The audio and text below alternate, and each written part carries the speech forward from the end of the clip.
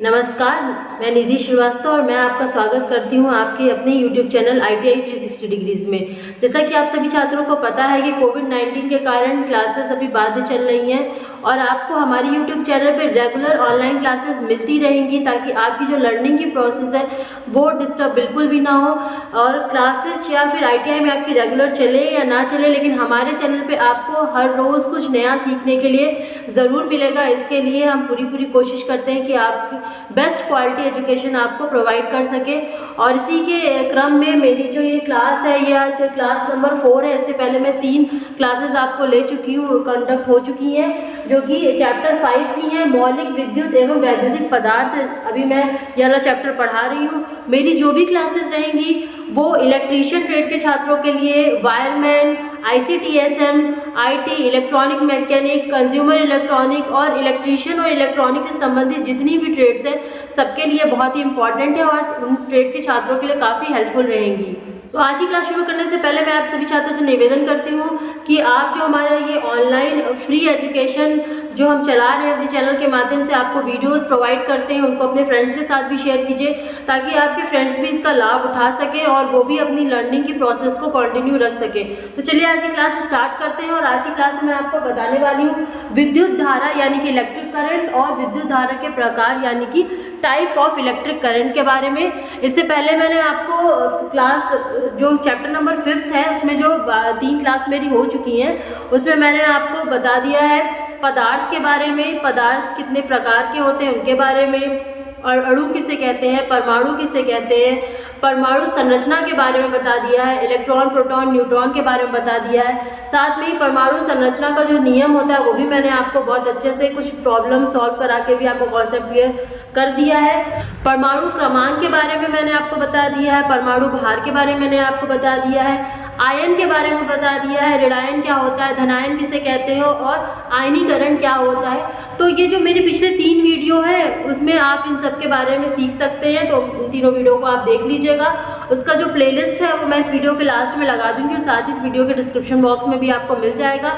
यदि आप चैनल को विजिट करते हैं तो वहाँ पे अलग से इसकी प्लेलिस्ट बनी हुई है इलेक्ट्रीशियन ऑनलाइन क्लासेस के नाम से। वहाँ पे उस प्लेलिस्ट पे क्लिक करके आपको सभी वीडियोस मिलते रहेंगे। 3 प्रैक्टिकल के वीडियो भी बने हुए हैं, मल्टीमीटर के बारे में, सोल्डरिंग कैसे करते हैं, तो वो सभी वीडियोस आप देख लीजिएगा, आपको काफ़ी कुछ सीखने को मिलेगा उन वीडियो से।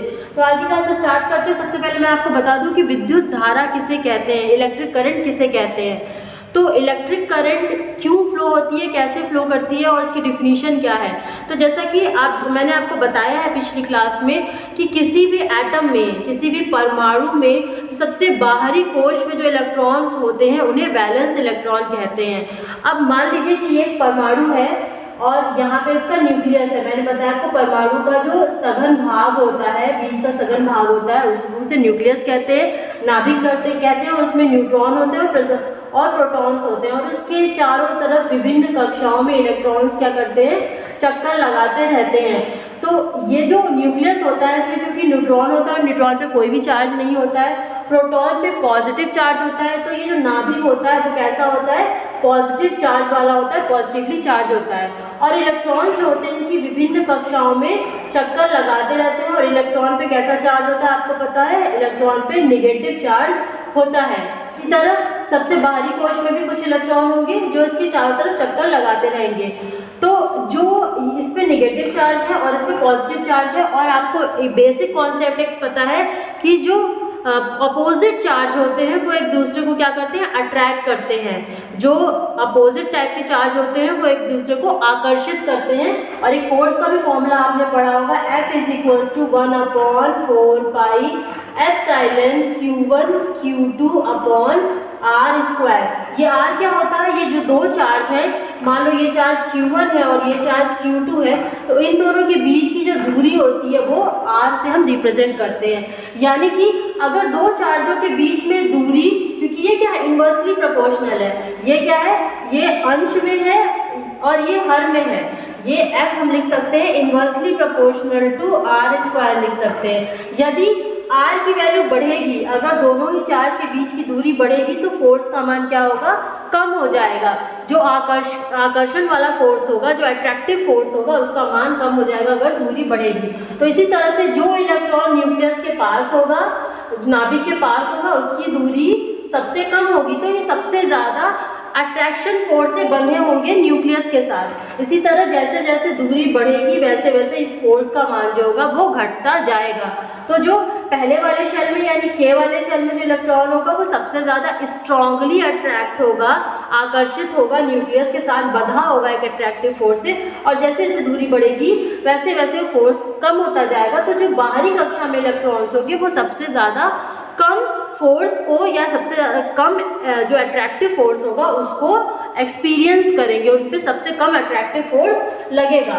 तो ये क्या होगा, अगर हम बाहर से कोई भी एडिशनल फोर्स देते हैं, इसको कोई भी एडिशनल कोई भी एनर्जी देते हैं, तो जो बाहरी कक्षा में इलेक्ट्रॉन्स हैं क्योंकि इस पर सबसे कम फोर्स लग रहा है इसलिए ये अपनी कक्षा को छोड़ करके और बाहर निकल सकते हैं, फ्लो कर सकते हैं। तो जिसकी वजह से क्या होती है, इलेक्ट्रिक करंट फ्लो होती है किसी भी मटेरियल में। तो अब आपको एक बात समझ में आ गई होगी कि इलेक्ट्रिक करंट कैसे फ्लो होती है और कौन से इलेक्ट्रॉन्स या कौन सा जो चार्ज होता है वो उसके लिए रिस्पॉन्सिबल होता है। तो सबसे बाहरी कक्षा में इलेक्ट्रॉन्स होते हैं क्योंकि वो सबसे ज़्यादा कम अट्रैक्टिव फोर्स न्यूक्लियस से बंधे होते हैं, इसलिए वो जो इलेक्ट्रॉन्स होते हैं वो इलेक्ट्रिक करंट फ्लो होने के कारण बनते हैं, जिसकी वजह से विद्युत धारा प्रवाहित होती है किसी भी मटेरियल में। यानी कि हम क्या कह सकते हैं, विद्युत धारा क्या होती है, आवेश या फिर इलेक्ट्रॉन्स के प्रवाह को ही विद्युत धारा कहते हैं। इलेक्ट्रॉन्स या फिर आवेश के प्रवाह को विद्युत धारा कहा जाता है। और इसका जो फॉर्मूला होता है I बराबर क्या होता है, I बराबर Q/T होता है। ये इसका फॉर्मूला होता है विद्युत धारा का।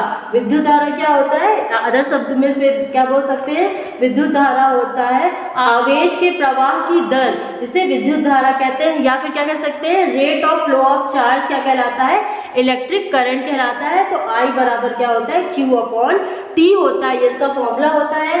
इसका जो मात्रक होता है या किसमें मेजर करते हैं, किसी यूनिट में, जैसे एम्पियर में मेजर करते हैं, और इसे कैसे रिप्रेजेंट करते हैं, इसे कैपिटल A से हम रिप्रेजेंट करते हैं। ये बातें आपको समझ में आ गई होंगी कि आप विद्युत धारा को कैसे डिफाइन कर सकते हैं और विद्युत धारा क्यों फ्लो होती है, इसका जो बेसिक कॉन्सेप्ट है, ये सभी चीज़ें आपको समझ में आ गई होंगी। इसकी यूनिट क्या है ये भी समझ में आ गई होंगी। ये छोटी छोटी चीज़ें हैं लेकिन ये सभी चीज़ें आपको पता होनी चाहिए क्योंकि ये बेसिक है आपका। यदि आप इलेक्ट्रॉनिक्स या फिर इलेक्ट्रिकल ट्रेड से या फिर RAC के भी छात्र हैं तो आपको ये सभी चीज़ें पता होनी चाहिए। अगर आपको ये सभी चीज़ें नहीं पता है तो आपका जो ITI करना है इन सभी ट्रेडों से ये व्यर्थ है। ये बेसिक चीज़ें आपको बिल्कुल पता होनी चाहिए कि विद्युत धारा किसे कहते हैं, इसका फॉर्मूला क्या है, इसका मात्रक क्या है, क्योंकि ये सभी क्वेश्चंस जो हैं वो आपको वाइवा के समय में भी पूछे जाते हैं। तो सभी चीज़ें आपको बहुत एकदम फिंगर टिप पे होना चाहिए, कंठस्थ होना चाहिए कि आपसे कोई भी पूछे तो आप तुरंत उसका रिप्लाई कर सके। तो चलिए बढ़ते हैं अपने नेक्स्ट टॉपिक की तरफ कि विद्युत धारा के प्रकार कौन कौन से हैं। तो वो काफ़ी इंपॉर्टेंट टॉपिक है, तो मैं आपको थोड़ा सा एक बोर्ड क्लीन कर लेती हूँ फिर एक्सप्लेन करती हूँ। तो मैंने आपको बता दिया कि विद्युत धारा किसे कहते हैं। अब विद्युत धारा के प्रकार कौन कौन से होते हैं, तो सबसे पहला जो प्रकार है उसे कहते हैं दृष्ट धारा यानी कि डायरेक्ट करंट, और दूसरा जो टाइप होता है वो होता है प्रत्यावर्ती धारा यानी कि अल्टरनेटिंग करंट। अब दृष्ट धारा यानी डायरेक्ट करंट किसे कहते हैं और प्रत्यावर्ती धारा यानी अल्टरनेटिंग करंट किसे कहते हैं, तो इसे हम एक ग्राफ के माध्यम से समझते हैं ताकि आपको बहुत अच्छे से समझ में आ जाए। पहले हम बात करेंगे दृष्ट धारा की। पहले मैं आपको दृष्ट धारा एक्सप्लेन कर रही हूँ, तो मैं यहाँ पे एक ग्राफ बना लेती हूँ ताकि आपको बहुत अच्छे से समझ में आ जाए और आपको कभी भी अगर आप ये ग्राफ आपको ध्यान में रहे तो आपको कभी भी कोई कन्फ्यूज़न ना हो, आपको रटने की ज़रूरत ना पड़े, सिर्फ आपको ये जो ग्राफ है वो ध्यान में रखना पड़ेगा। तो ये मैंने बना लिया, ये y एक्सिस होता है, ये x एक्सिस होता है। x एक्सिस पे मैंने टाइम लिख लिया है जिसको t से रिप्रेजेंट किया है, और यहाँ पे करंट लिख लिया है जिसको I(t) से यानी कि करंट फंक्शन ऑफ टाइम के हिसाब से ये मैंने रिप्रेजेंट किया है। तो जो दृष्ट धारा होती है उसका कैसा ग्राफ होता है, इस तरह से पैरेलल रहेगा टाइम एक्सिस के साथ, टाइम एक्सिस के साथ ये पैरेलल रहेगा। तो ये हो गई दृष्ट धारा का ग्राफ। अब इसे डिफाइन कैसे करेंगे, जैसे कि आप देख पा रहे हैं कि मान लीजिए ये 1 सेकेंड है, ये 2 सेकेंड है, ये 3 सेकेंड है, ये 4 सेकेंड है। तो 1 सेकेंड पे भी जो करंट की वैल्यू कितनी है, I0 है। ये वाला जो पॉइंट है ये I0 है। मान लो कि I0 की वैल्यू कितनी है, ये 10 एम्पियर है, ये शो कर रहा है। तो अगर 1 सेकेंड की हम बात करें तो 1 सेकेंड पे भी करंट की वैल्यू 10 एम्पियर है, 2 सेकंड पे भी करंट की वैल्यू 10 एम्पियर है, 3 सेकंड पे भी करंट की वैल्यू 10 एम्पियर ही है और 4 सेकंड पे भी करंट की वैल्यू 10 एम्पियर ही है। ऐसे अगर आप आगे भी टाइम एक्स में बढ़ते जाएंगे 5, 6, 7, 8 सेकंड पे तो करंट की वैल्यू 10 एम्पियर ही आएगी। और साथ में यहाँ पे आप देख रहे होंगे कि 1 सेकंड पे इसका डायरेक्शन करंट का सेम इस तरह से है, मतलब स्ट्रेट लाइन है, और यहाँ पे भी सेम डायरेक्शन में, ये भी सेम डायरेक्शन में। इसका जो डायरेक्शन है यानी करंट की जो दिशा है वो भी जो है परिवर्तित नहीं हो रही है, वो भी समय के साथ स्थिर रह रही है।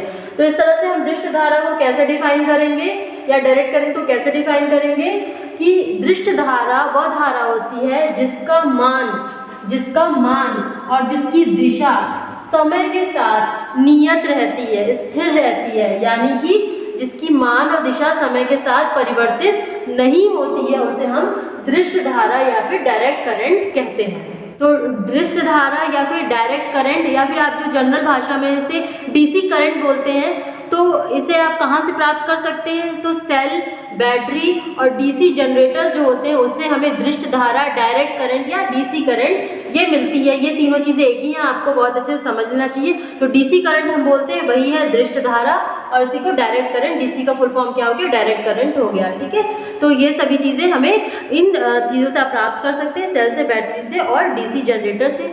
अब अगर डायरेक्ट करंट हम पैदा कर रहे हैं या उत्पन्न कर रहे हैं तो उसका कहीं ना कहीं उपयोगिता होगा। कोई भी चीज़ का अगर कोई यूज़ नहीं है तो हम इसे क्यों जनरेट करेंगे? एक डीसी जनरेटर का डिज़ाइन किया गया क्योंकि दृष्ट धारा की आवश्यकता कहीं ना कहीं होगी, तभी हम उसे डिज़ाइन कर रहे हैं और उससे दृष्ट धारा को पैदा कर रहे हैं या डीसी करंट को पैदा कर रहे हैं। तो इसकी क्या उपयोगिता होती है? तो आप जितने भी लगभग इलेक्ट्रॉनिक सर्किट्स होते हैं, बहुत से इलेक्ट्रॉनिक्स का बहुत ज़्यादा यूज़ है, मतलब आप जितना सोच नहीं सकते हैं कि उतनी ज़्यादा चीज़ें एडवांस हो रही हैं, और उस एडवांसमेंट किस में ले आ रहे हैं? इलेक्ट्रॉनिक सर्किट में ले आ रहे हैं। डिफरेंट टाइप के इलेक्ट्रॉनिक सर्किट्स डिज़ाइन किए जा रहे हैं, जिसकी वजह से हर चीज़ में इतना मॉडिफिकेशन आ रहा है, इतना ज़्यादा मॉडर्नाइजेशन हो रहा है। तो उन सभी जगह पे क्या यूज़ होता है? दृष्ट धारा यूज़ होती है, वहाँ पे उपयोगिता है इसकी। फिर साथ में ये जो बैटरी चार्जिंग होती है उसमें भी दृष्ट धारा का उपयोग होता है। जो डायरेक्ट करंट होता है उसी को हम स्टोर करके रख सकते हैं, तो बैटरी चार्ज करने के लिए भी दृष्ट धारा का उपयोग किया जाता है। जो भी घर में आप बैटरीज यूज़ करते हैं, इन्वर्टर अगर किसी के घर में होगा तो वहाँ पे एक बैटरी होती है, तो उस बैटरी में डीसी के फॉर्म में ही एनर्जी स्टोर करके रख सकते हैं, तो वहाँ पे उपयोगिता है। साथ में जो आपका मोबाइल का चार्जर होता है वो भी क्या करता है, उसमें जो बैटरी होती है उसमें भी डीसी के फॉर्म में ही चार्ज होता है वो भी, तो वहाँ पे भी इसकी उपयोगिता है।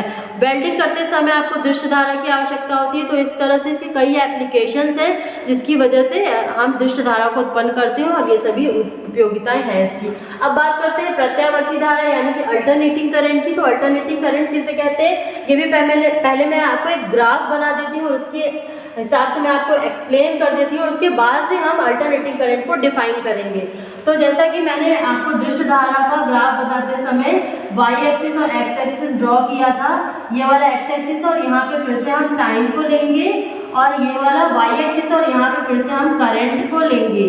तो हम सिंपल जो इसका ग्राफ होता है, बिल्कुल बेसिक ग्राफ एसी करंट का, वो हम यहाँ पे ड्रॉ कर लेते हैं। अब आप इसे समझने की कोशिश करो। यहाँ पे भी हम डिफरेंट टाइम लेंगे, 1 second, 2 second, 3 second, 4 second, 5 second, 6 second, इस तरह से टाइम ले रहे हैं। और इसके करस्पॉन्डिंग यहाँ पे हम वाई एक्सिस पे क्या वैल्यू आएगी ये हम यहाँ पे थोड़ा सा ड्रॉ कर ले, ताकि आपको बहुत अच्छे से ये चीज़ें समझ में आ जाए।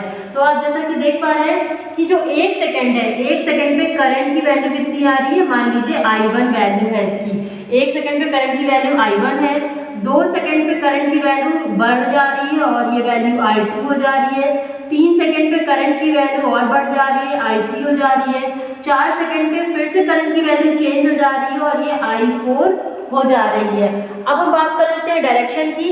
तो जब इस पे आप टेंजेंट ड्रॉ करेंगे, एक स्पर्श रेखा ड्रॉ करेंगे, बनाएंगे, तो इस तरह से 1 सेकेंड पे करंट का डायरेक्शन वो इस तरह से आएगा। 2 सेकेंड पे करंट का डायरेक्शन थोड़ा चेंज हो जा रहा है, 3 सेकेंड पे फिर से करंट का डायरेक्शन चेंज हो जा रहा है, 4 सेकेंड पे करंट का डायरेक्शन चेंज हो जा रहा है। तो हर एक टाइम इंटरवल पे ऐसे यहाँ पे बहुत से टाइम इंटरवल बन जाएंगे, तो हर एक टाइम इंटरवल पे, हर एक मोमेंट पे जो करंट की वैल्यू है वो भी चेंज हो रही है, और जो करंट की दिशा है इसका डायरेक्शन है वो भी बदल रहा है। तो इस तरह से प्रत्यावर्ती धारा में क्या हो रहा है, जो करंट है उसकी मान और उसकी दिशा दोनों ही समय के साथ क्या हो रही है, परिवर्तित हो रही है। तो इस तरह से हम प्रत्यावर्ती धारा को किस तरह डिफाइन करेंगे, किस तरह परिभाषित करेंगे, वह धारा जिसमें मान और दिशा दोनों ही समय के साथ परिवर्तित होती है या समय के साथ नियत नहीं रहती है, उसे प्रत्यावर्ती धारा कहते हैं। और एक नियत समय अंतराल के बाद इसकी पुनरावृत्ति होती रहती है। जैसे कि ये एक सिर्फ एक टाइम के लिए 2t के लिए मैंने ले लिया, लेकिन यही जो सेम ग्राफ है, सेम ग्राफ ये रिपीट होता रहेगा, इस तरह से रिपीट होता रहेगा। तो ये क्या करेगी, एक तरह से प्रत्यावर्ती धारा या अल्टरनेटिंग करंट इसे बनाएगी। यानी कि प्रत्यावर्ती धारा को आप अब अच्छे से समझ गए होंगे, वह धारा जिसके मान और दिशा समय के साथ परिवर्तित होती रहती है और एक नियत अंतराल के बाद इसकी पुनरावृत्ति होती रहती है, उसे प्रत्यावर्ती धारा या अल्टरनेटिंग करंट कहते हैं। तो आप अब अच्छे से इन दोनों की डिफिनेशन समझ गए होंगे कि दृश्य धारा किसे कहते हैं, प्रत्यावर्ती धारा किसे कहते हैं। प्रत्यावर्ती धारा जो होती है उसका बहुत ही वाइड एप्लीकेशन है, बहुत ही ज़्यादा क्षेत्रों में इसका एप्लीकेशन होता है। जैसा कि आप अपने घरों में ही लेके शुरू हो जाइए, आपके घर में AC है, फ्रिज है, या फिर अगर आप वॉशिंग मशीन यूज़ करते हैं या मिक्सर ग्राइंडर यूज़ करते हैं, सबको आप सारे ही जो इंस्ट्रूमेंट होम एप्लायंसेस होते हैं, घरों में यूज़ होने वाले उपकरण होते हैं, वो किस पे काम करते हैं, AC करंट पे काम करते हैं। इसी तरह बड़ी बड़ी इंडस्ट्रीज़ में जो बड़ी बड़ी मशीनें होती हैं वो भी AC करंट पे ही काम करती हैं। तो इस तरह से इसका बहुत ही वाइड रेंज जो होता है एप्लीकेशन का है, बहुत ही ज़्यादा उपयोगिता है AC करंट की। AC करंट को हम कहाँ से पैदा कर सकते हैं, तो AC करंट का सबसे ज़्यादा जो मुख्य सोर्स है वो अल्टरनेटर होता है, यानी कि AC जनरेटर होता है, जिसके द्वारा हम AC को पैदा कर सकते हैं। तो मैं आशा करती हूँ कि इस ग्राफ की सहायता से अब आपको कभी भी कुछ कन्फ्यूज़न नहीं होगा और हमेशा आपको AC करंट और DC करंट की डिफिनीशन याद रहेगी, इसकी उपयोगिता याद रहेगी और इसे किस तरह उत्पन्न किया जाता है ये भी याद रहेगा। मैं ये जो भी ऑनलाइन क्लासेस आपके लिए ले रही हूँ, अगर ये क्लासेस आपको अच्छी लगती हूँ, आपके कॉन्सेप्ट क्लियर होते हैं, आपको सभी चीज़ें अच्छे से समझ में आती हो, तो एक लाइक करके मुझे मोटिवेट कर सकते हैं, आप अच्छे कमेंट्स करके मोटिवेशन दे सकते हैं, ताकि मैं आगे भी आपके लिए बेस्ट क्लासेस लाते रहूँ। और ये जो फ्री ऑफ कॉस्ट एक क्लास चलाई जा रही है हमारे चैनल पर, इसको अपने फ्रेंड्स के साथ भी शेयर कीजिए ताकि वो भी इसका फ़ायदा उठा सके। मिलते हैं नेक्स्ट क्लास में एक न्यू टॉपिक के साथ, तब तक आप सभी छात्रों को बहुत बहुत धन्यवाद।